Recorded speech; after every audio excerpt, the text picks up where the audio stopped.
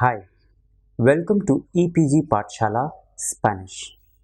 I'm Rajiv Saxena and I teach Spanish at the Center of Spanish, Portuguese, Italian and Latin American Studies of the Jawaharlal Nehru University in New Delhi. We are dealing with the intermediate grammar paper. What we call this module is Repaso dos or Practical Spanish 2.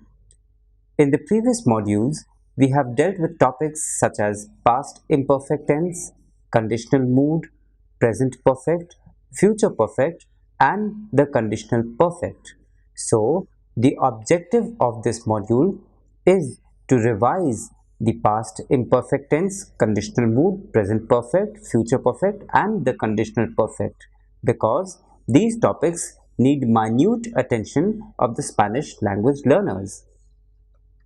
In this chapter, we will cover the uses of these topics through help of examples followed by some questions which will strengthen our grip on these topics.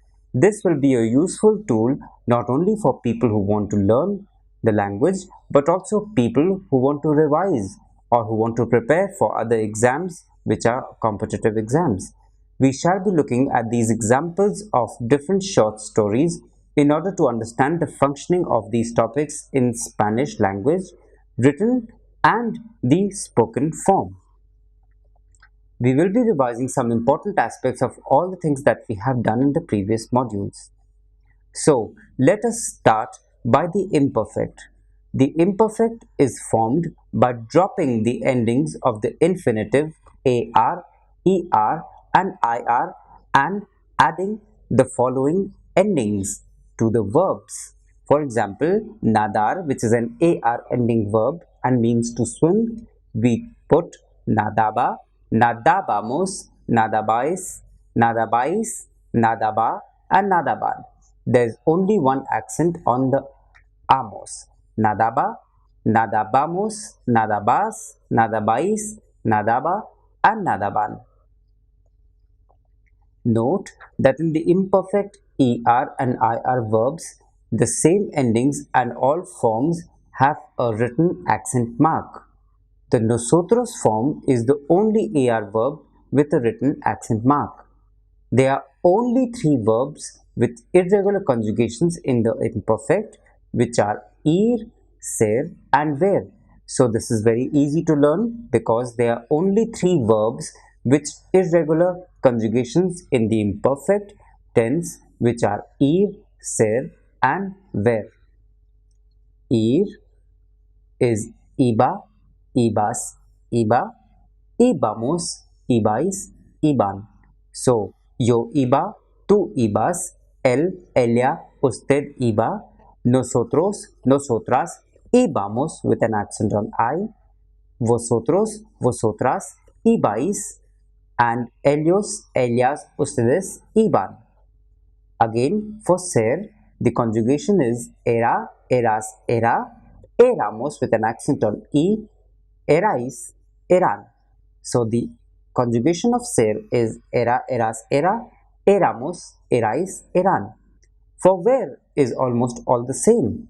Veía, veías, veía, veíamos, veíais, veían, with an accent on all the E's. Veía, veías, veía, veíamos, veíais, and veían.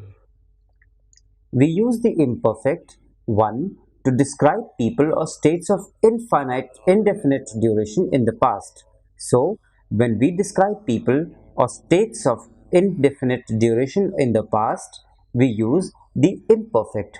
Era un académico muy famoso. He was a very famous academician. Era un académico muy famoso. So, this is describing a person, the people. He was a very famous academician. And secondly, to express the English equivalent of the construction would plus verb, referring to actions that took place repeatedly or customarily in the past.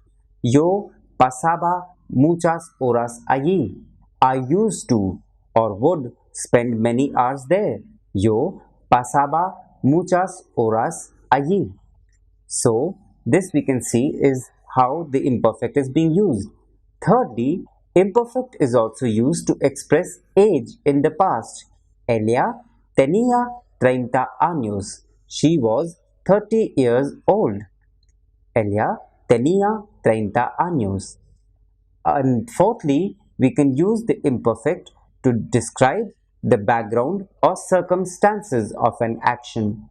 Era un día hermoso fresco. It was a beautiful, cool day. The conditional, which is another form of tense, is formed by attaching the following endings to the infinitive. For example, montar would change to ride, would change to montaría, montarías, montaría, montaríamos, montaríais, montarían. So montar to ride would be conjugated as in the conditional as montaría, montarías, montaría, montaríamos, montaríais, and montarían. For another verb like perder, again it remains the same. Perdería, perderías, perdería, perderíamos, perderíais, perderían. Please pay attention that all the I's or the E's have an accent on the E. Perdería, perderías, perdería. Perderíamos, perderíais, perderían. Another example of an IR ending verb is subir. So, we do not drop the infinitive and we just add the ER. Subiría, subirías, subiría, subiríamos, subiríais, and subirían. So, it is very easy. All conditional forms have an accent mark on the I. The three conjugations AR, ER, and IR have the same endings. The conditional in Spanish is a single word construction. That means that we do not need would like we need in its English equivalent. Yo no hablaría con él. I would never talk to him or I would not talk to him. Yo no hablaría con él. Él nunca mentiría. He would never lie. Él nunca mentiría. He would never lie. So we can see that we do not require to use would. Verbs like poner drop the E or I of the infinitive and add the consonant D. Pondría, poner, to put. Pondría, pondrías, pondría. Pondríamos, pondríais, pondrían. There are other verbs like poner, like salir, which changes to saldría, I would go out, etc. Tener, tendría, I would have, etc. Verbs like poder also drop the vowel of the infinitive entirely. So, poder becomes podría. Poder becomes podría, podrías, podría, podríamos, podríais, and podrían.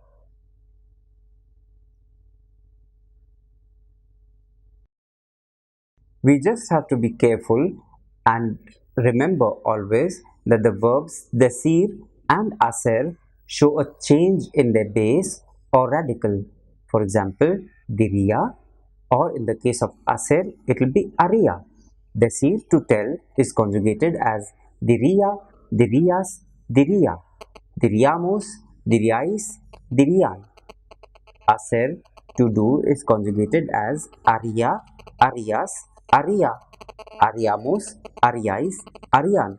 So it is very simple that once we remember decir as diría, dirías, diría, diríamos, diríais, and dirían, and hacer as haría, harías, haría, haríamos, haríais, harían, we know how to do the conjugation of the verbs. We use the conditional also to express hypothetical situations in the conditional clauses. Si pudiera, dormiría toda la semana. If I could, I would sleep the whole week. Like we had mentioned, the would in English translation is required, but in Spanish, dormiría includes the would part. Si pudiera, dormiría toda la semana.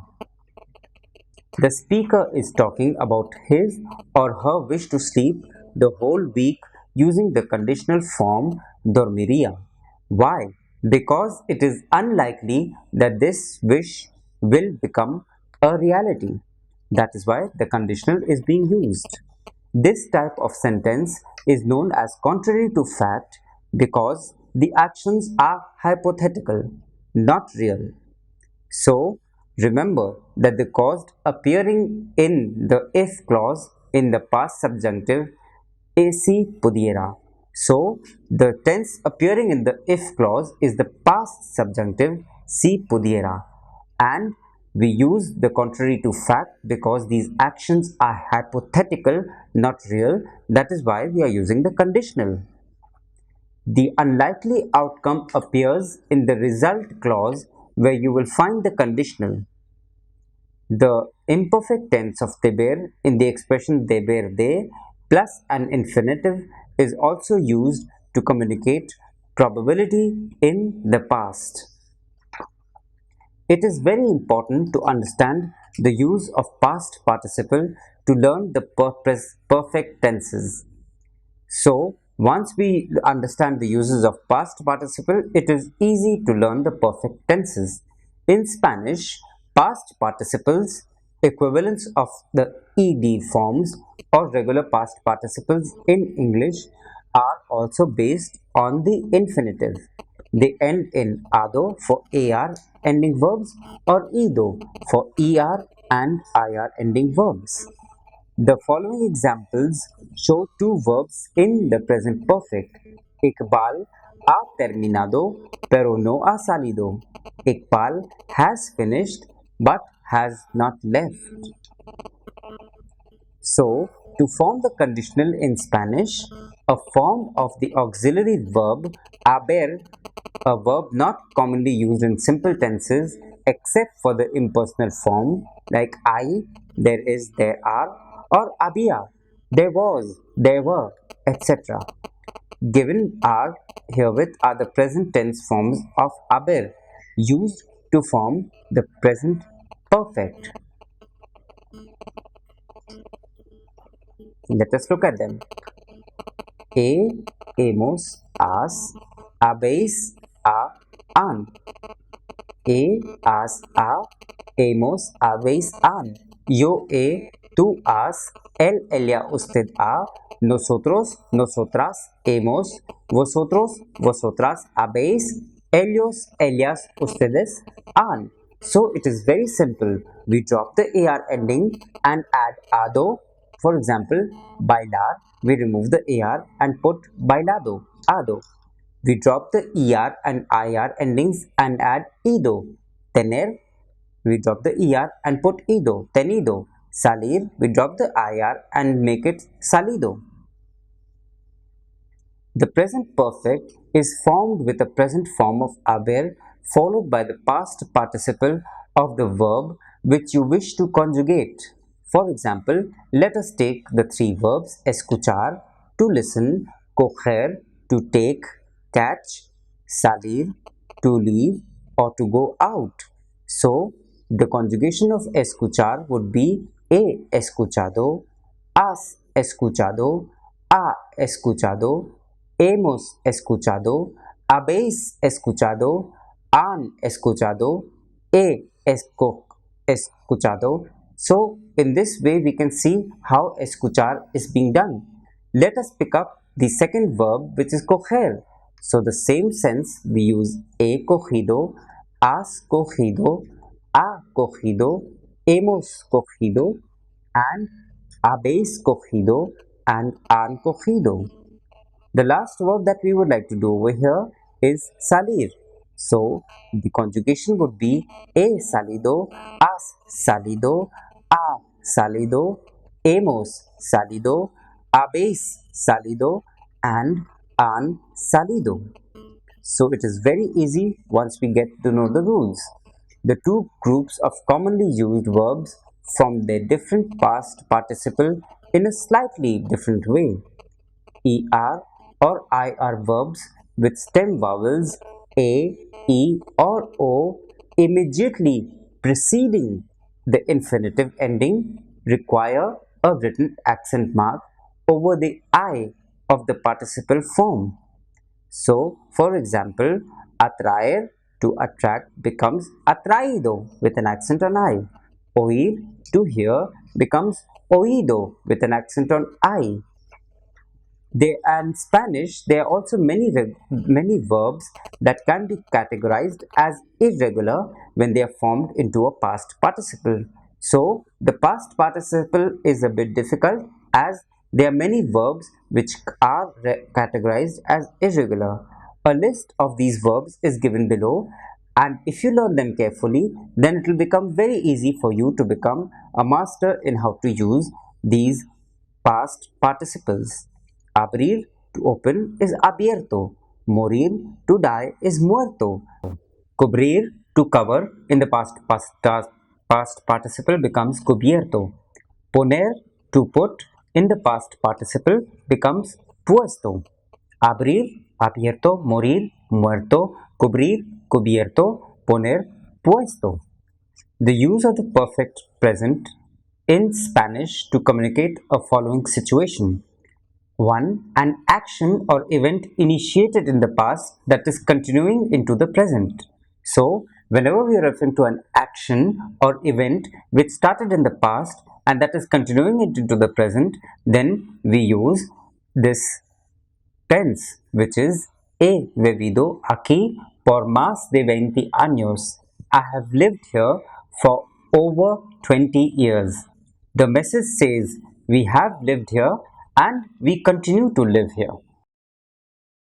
Secondly, an action or event occurring in the past that does not refer to a concrete time. It is often used to refer to an action completed at a recent moment in time.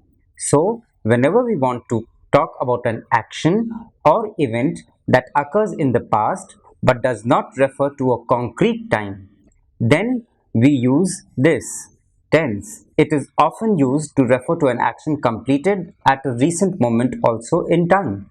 So, the two things to be remembered are event occurring in the past that does not refer to a concrete time, or an action completed at a recent moment in time.